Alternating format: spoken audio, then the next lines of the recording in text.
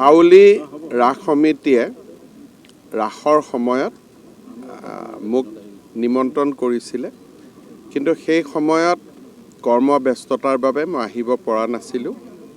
আজি অলপ কোকৰাঝাৰৰ পৰা গুৱাহাটী উভতাৰ সময়ত হাতত অলপ সময় আছিলে, সেয়েহে যোৱাকালিয়ে মই খবৰ দিছিলোঁ যে আহোঁতে মই এবাৰ ৰাসৰ কাৰ্যালয়ত বহি আলাপ আলোচনা কৰিম, অলপ মনৰ কথা বতৰা পাতিম। আজি ৰাস কমিটিৰ সকলোৰে লগত অকণমান সময় বহিলোঁ আৰু ৰাস মন্দিৰতো সেৱা জনালোঁ। বেলেগ কোনো বিশেষ উদ্দেশ্য নাছিল, ইমানেই কথা আছিল।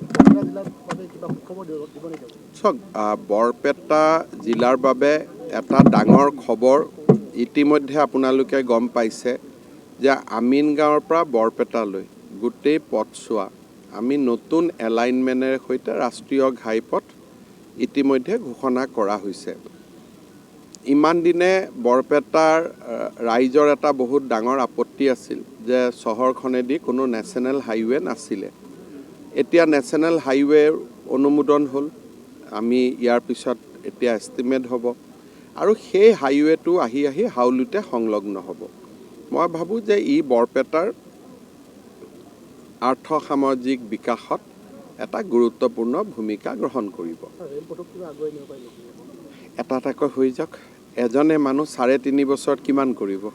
লাহে লাহে চব কৰি কৰি গৈ আছোঁ। হাইৱেটো তাৰ নিয়ম হ'ল যে এতিয়া এলাইনমেণ্ট হৈ গ'ল, এতিয়া এষ্টিমেট হ'ব। এষ্টিমেট হোৱাৰ লগে লগে লেণ্ড একুইজিশ্যন আদি হ'ব। 1.5 বছৰমানটো লাগিব, কিন্তু এবাৰ হৈ গ'ল আৰু এতিয়া সেইটো মানে হোৱাৰ পথত ওলাই আহিল আৰু। নিযুক্তিটো সকলো জেগাত হৈয়ে আছে, য'ত যেনেকৈ পোষ্ট আছে। আৰু এই বছৰটোত মই ভাবোঁ যে আৰু 40-50 হাজাৰ যুৱক যুৱতী নিযুক্তি হ'ব, কিন্তু ফৰেষ্টত বা ইমান দূৰলৈকে মোৰ মনত নাই, কিন্তু জেনেৰেলিটো এইবাৰ 40-50 হাজাৰ আৰু এপইণ্টমেণ্ট হ'ব।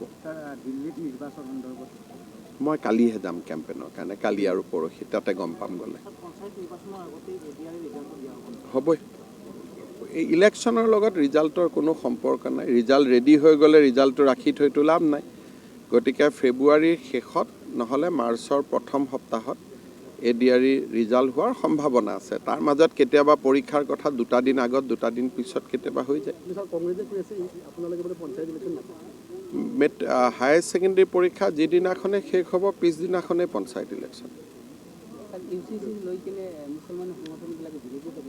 মোকতো কোনে লগেই পোৱা নাই দেখোন। মাত আকৌ কথা বাৰ্তা পাতোঁ।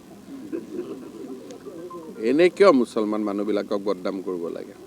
অসমততো কোনে আপত্তি কৰা নাই এতিয়ালৈকে, এনে কিয় বদনাম কৰি থাকিব লাগে?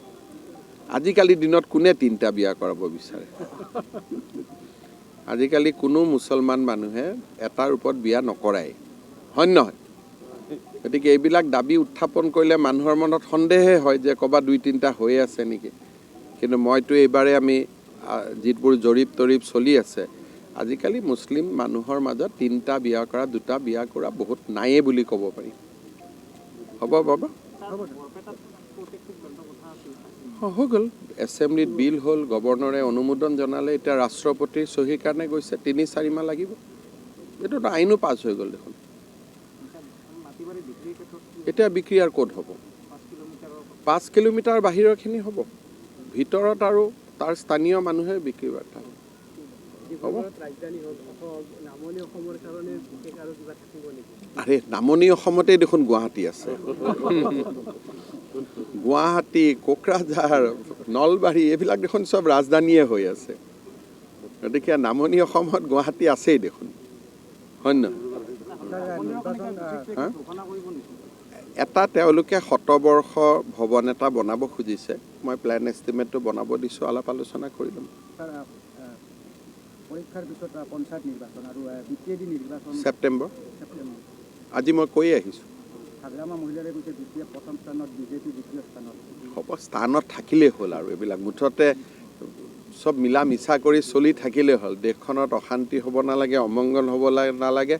বাকী যোন প্ৰথম, দ্বিতীয়, তৃতীয় যি হয় হৈ থাকিব আৰু। এতিয়া সেইটো আমাৰ পাৰ্টিৰ প্ৰেচিডেণ্টে ঠিক কৰিব। মোৰতো মেইন কথাটো শান্তি থাকিব লাগে।